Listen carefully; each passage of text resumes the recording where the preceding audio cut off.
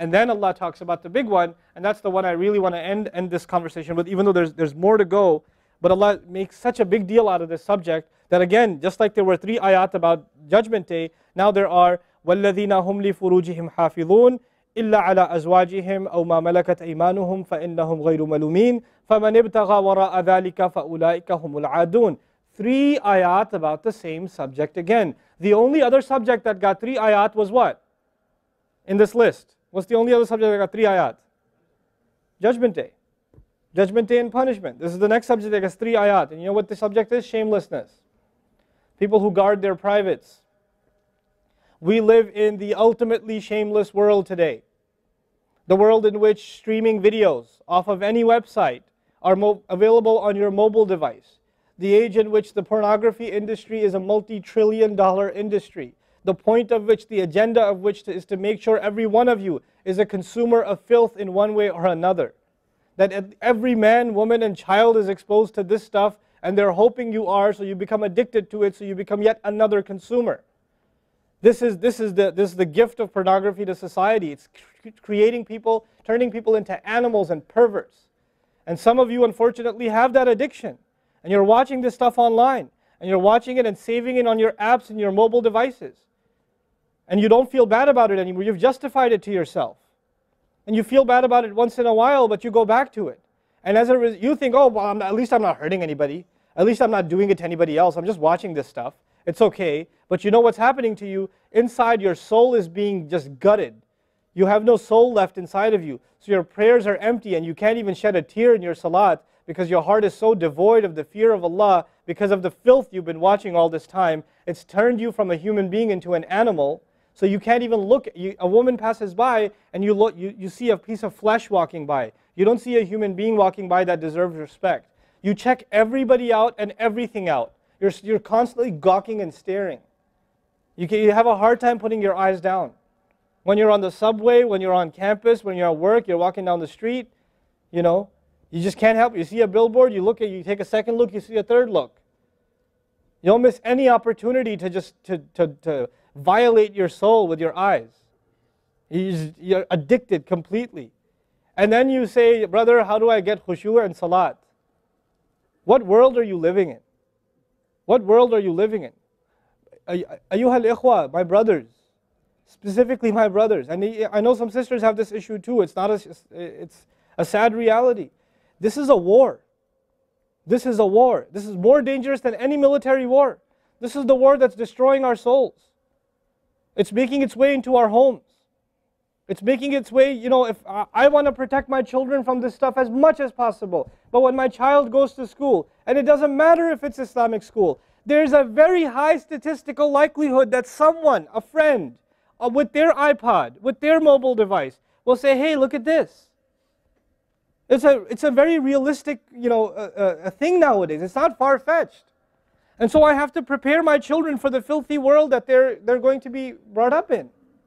And there's no escape from this stuff anymore. There isn't. It's everywhere. It is everywhere. You have Islamic lectures followed up by, those YouTube puts those follow-up clips, and something will be filthy. Something will have to be filthy. And I don't think that's by accident. I'm not much of a conspiracy theorist, but I don't think that stuff is an accident. And what happens to you guys is you watch a video, you see something filthy, you click it, you click something else, and you end up watching disgusting things. That's what happens to you. وَالَّذِينَ هُمْ لِفُرُوجِهِمْ حَافِظُونَ. Especially when it comes to their privates, they guard them. They guard their shame. Brother, what's the solution? Should I get married? Like the guy who asked the other day, how can I get married right now? No, guys, the solution is not marriage. Because if you're a pervert, then you're going to be a pervert after marriage too. If you have no shame now, you will have no shame after marriage. Honestly. You think marriage is going to end your problems? No. Your problem isn't marriage. Your problem is spiritual in nature. Your problem is psychological in nature. You need help. You need to stop this. You need to stop hurting yourself like this. You will have nothing, there'll be nothing left inside you. I just had an email from a teenager who's addicted to pornography, an anonymous email, 14, 15-year-old teenager. Says, I want to kill myself. I can't stop. I've been watching it since I was 11. My parents don't know. I read this stuff and I cry because he's not one. There's millions of Muslim kids like this. Millions. Millions of them. We have to help these people. We have to do whatever we can. And we don't have the trillions of dollars of advertising to counter that.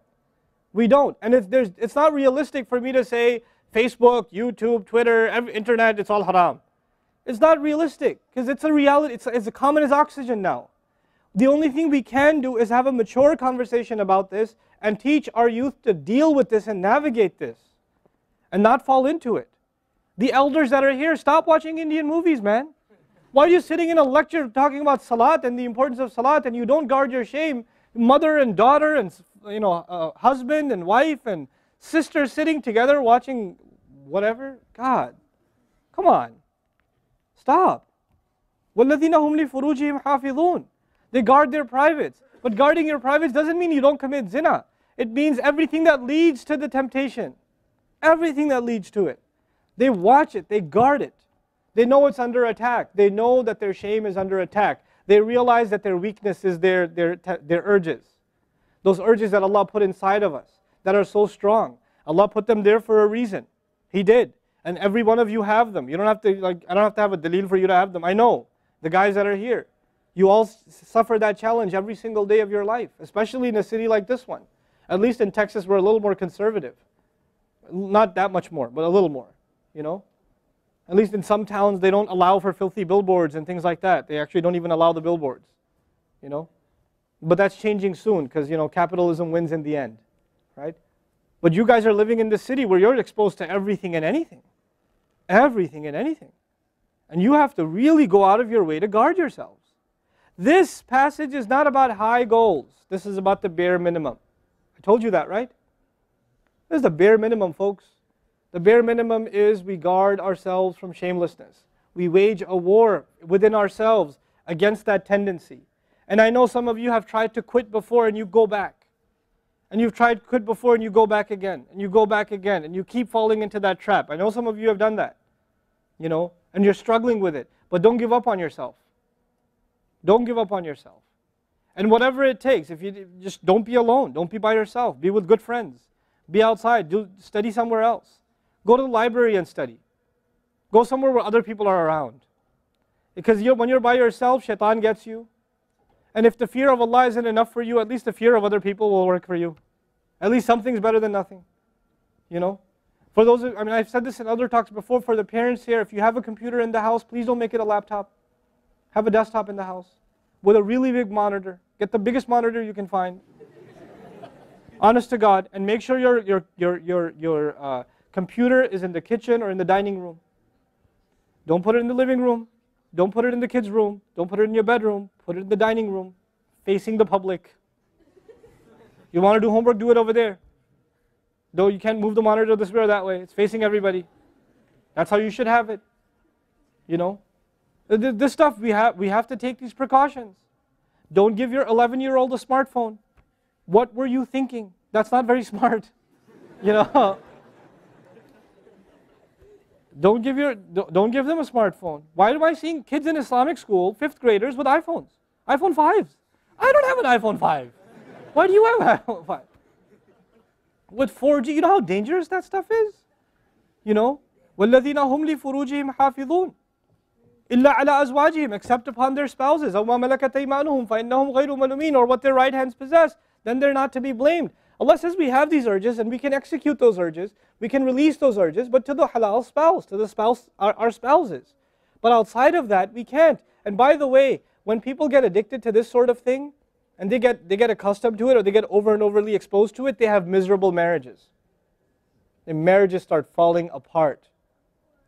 They have this virtual idea of what pleasure means, and they don't find pleasure in their spouse anymore. And there's great fitna that comes into the family. It destroys homes, Muslim homes. That's what's happening in our world today. Allah talks about the people who make salah, and He says, I'm describing the people who make salah because this is the mawsuf, al-musallin, then alladhina, all the alladhinas, all the asma' mawsula here are the wasf, the sifa of it, which means the people of salah are the people who protect their shame, are the people who fear judgment day, are the people who, they are constant in their prayers. These are the people. فَمَنِ ابْتَغَى وَرَاءَ ذَلِكَ فَأُولَٰئِكَ هُمُ الْعَادُونَ. The people who pursue anything beyond that, then they are the ones engaged in aggression. This is an act of aggression. You know when adu is mentioned, or adi, adin from adu, from ada ya'du, right? Al-adun. Al-adawa in Arabic means animosity. Allah says, whoever pursues their urges to be fulfilled outside of the halal, outside of the marriage, whoever pursues that, then they are engaged in an act of aggression. The question is, aggression against who? Because when you say enemy, then you have to say enemy of who?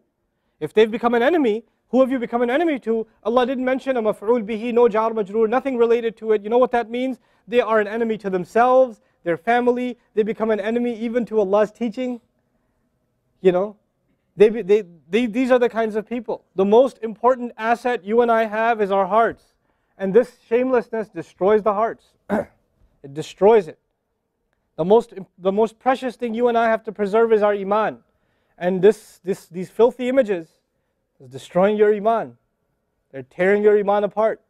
Don't let it happen to you. Do not let it happen to you. And I can only talk about this. I can't stop you from doing anything. And nobody else can. You will have to police yourself. You will have to control yourself. You'll have to make the decision, is my iman important enough? Is my salat important enough? You know? Or should I just carry on and pretend? You know what I told you about jazur, right? When you come across evil, you just don't want to deal with it. You just ignore it. There's a lot of people like that. They hear this stuff and they don't deal with it. They just ignore it. And you're jazur. Then you're not from the musallin. Illa al-musallin. If you don't be from the people of jazur, from the jazureen. Don't be from them. The people who just leave it. They don't even deal with their problem. They run from it. And they cave in every time. And they're reactionary. And that's the beautiful thing about the beginning of this passage. Halua, reactionary. Usually we react to temptation. You react to an image and it leads you to a site, which leads you to something else, which leads you to something else. You're constantly reacting to things. You're supposed to learn to have the right reaction, and the right reaction comes when we become people of salah.